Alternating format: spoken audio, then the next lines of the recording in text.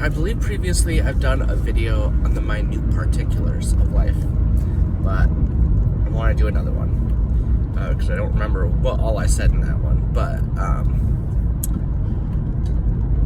it's interesting how I've noticed a lot of people, especially when they have lots of things going on in life, the most important things take priority, which totally makes sense. And the thing is, like, the little details in life get swept by the wayside.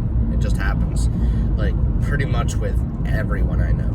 I am really one of the only people, besides maybe my mom and one of my sisters and someone else I know as well, who attends to the minute particulars. Like the little things in life. Like if you happen to track in some piece of garbage, sticker, like whatever, like receipt gets attached to your boot, and you're in a hurry and stuff, and it just like is on the carpet, just like in the middle of the floor, like some paper. That's like what I'm talking about with the minute particulars. These little like, it's like micro littering, seconds of our life. It's like when we're in the middle of dealing with something that takes precedence over all the little details.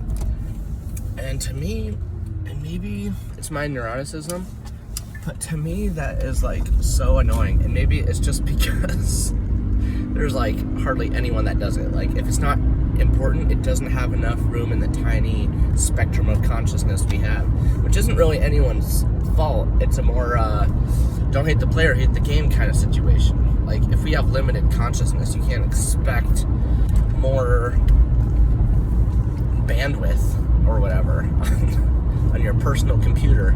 Spaceship is what this is. It's a spaceship made of bone and skin and carbon and whatever. Smushy, mushy.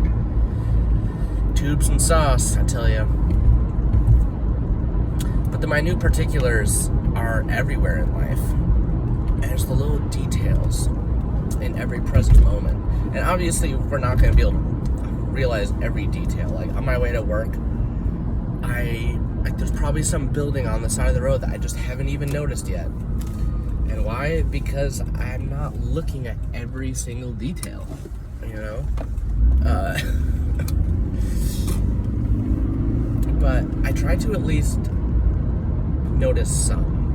Or if there's small things that I can do in a day to just keep things tidy, because things get cluttered so fast, it's so easy, it's just so predictable and like ubiquitous that it's just gonna go that way. It's like I'm away from my house or my job for even just like half a week. I come back and there's a lot of things in disarray. There's some things I can tell that there is an effort and attempt made to keep things orderly somewhat, but oftentimes it just, there's piles of stuff that just accumulates, and it's like, and that's the other struggle in this life, is there's not enough room for things, like just 3D space wise.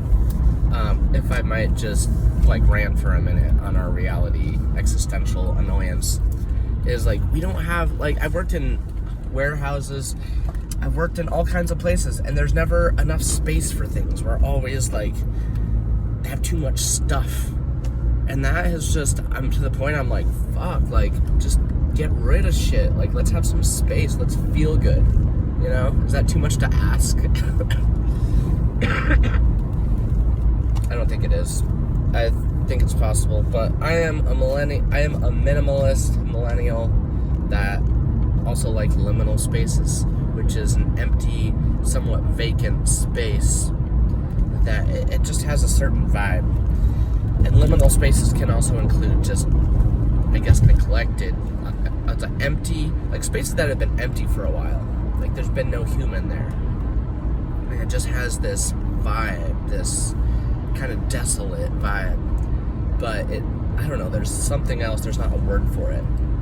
But it kind of puts you in a different state of mind than you would ordinarily be, because your environment is part of the setting, and that determines a lot about like your internal state. The internal state affects the or the experience you have with the external, and the external also affects the internal.